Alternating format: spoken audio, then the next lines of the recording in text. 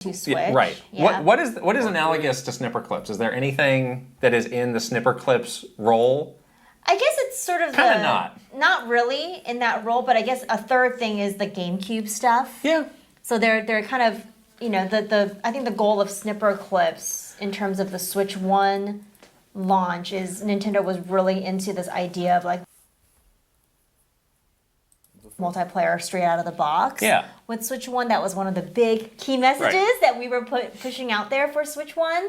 And so they needed games to prove that, and Snipper Clips was a great example. We both love that game. It's a great example of that. I think their goal for Switch 2 is a little bit different in terms of like it's all about getting people incentives to upgrade to a Switch 2, and that's why you see things like the Switch 2 edition games, you see the GameCube stuff only on Switch 2.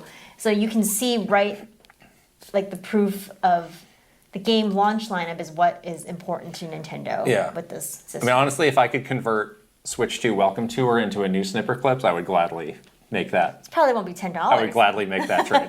Fine.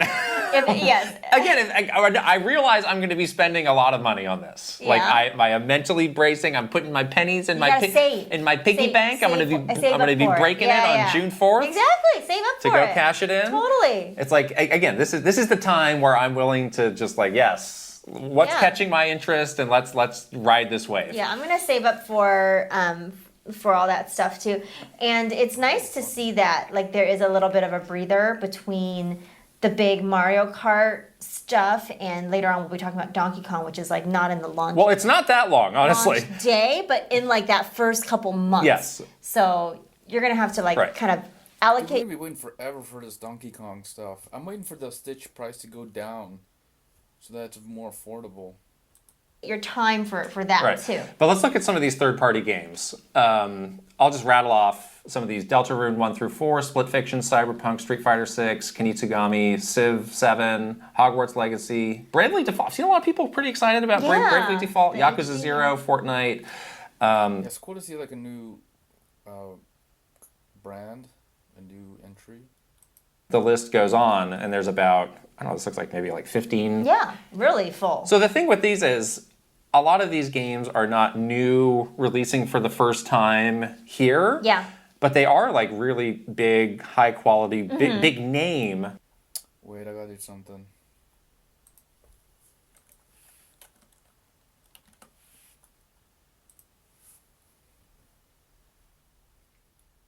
Okay, let's see here.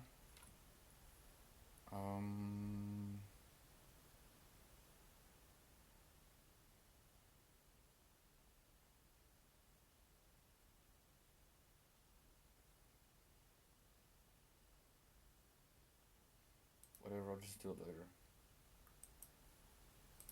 Third-party games that we played it, but we realized like there's probably a lot of people. If you don't have these systems, this might be your first entry point into these. And these also look to be like really good versions. Like all the footage. I watched Paul Gale's videos of all these games. Like, oh, this looks really good. Like people have been super happy with the Cyberpunk version. So these all look really good. Yeah, I think so. I think that if you are someone that has traditionally only had a Nintendo system and have never gotten a chance to play some of these games, like you're eating good on June 5th because that's a lot of really nice, like really sort of big games that came out in the last year or so that you can jump into right away if you get Switch 2. Right. So that's really nice. So let's compare that to the third-party lineup day one in 2017. Yes. Skylanders, Imaginators, Just Dance, Super Bomberman R, I Am Setsuna, World of Goo, Little Inferno, Human Resource Machine, Fast RMX. I don't like how big Sparrow's head is in Skylanders. It just looks kind of odd. It also looks a little bit like kind of weird. I don't know how to explain it. Like it seems like there's too many little curves in it and stuff in the design.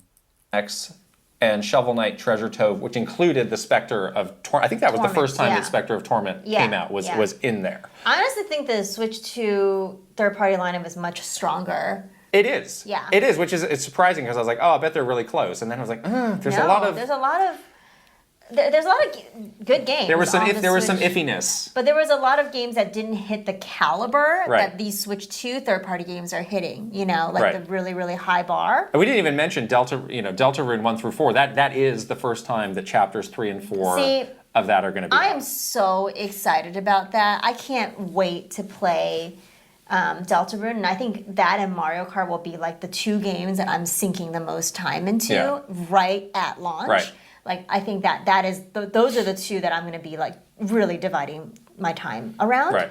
And that's really exciting. I'm really looking forward to that. Any of these games that you have not played yet that Cyberpunk. you might pick up Yes. for the first time on the Switch 2. I played Cyberpunk. You played but Cyberpunk. but I didn't play the DLC. Is it DLC? I am in this begging. one? I am begging you to get this Cyberpunk Yeah, I and to think play so. the deal. I will. Literally, they said they've confirmed that they have a save transfer tool. So if you want to perfect. import your character, you can do Oh, that. that's great. Yes, I would love to do that. So definitely that.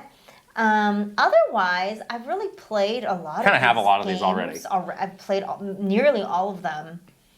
I've not played Rune Factory. I've not played Survival Kids. But yeah, you and I are doing our playthrough together of Split Fiction as we speak. Yeah, everything else Probably I've won't need to pick that up again I don't at that think we point need to because we'll play have that. freshly finished it. Exactly. Survival Kids, I do want to shout out. So that game is a Konami game. It had a different name. It was a Nintendo DS. I forget if it was a launch game or a very early game on the DS. Called Lost in Blue, and it's kind of like, oh, you're trapped on a beach, you got to survive. But it had Yeah. some really cool features on the DS, where like if you were like cooking a meal, you would have to like close the system. Oh, cool. Like put the pot lid on Right, kind of thing. right. Yeah, And I remember that. I don't know if we've seen enough to know like what kind of fun stuff they're putting in this one, Yeah, if yeah. any. But that game on the DS was like, all right, they're really making use of, Full of advantage this, of of the this system. new hardware. And this was where the stream froze for us on this game. I So know. again, I think people maybe didn't get the complete Should watch the trailer. because they didn't get the complete view of that one. Maybe there's some sort of cool mouse control where you're like Maybe. stirring the pot, with Maybe. the mouse or something. That would be neat. Right. Yeah, But yeah. yeah, like just looking at the third party and comparing them, it's like, oh, this is actually like leagues better Totally. than 2017. I think so too, yeah. So that's pretty good. Yeah. So interesting that you said the way. Yeah, I'm not really talking, so I'm just gonna bail. I'll watch this by myself.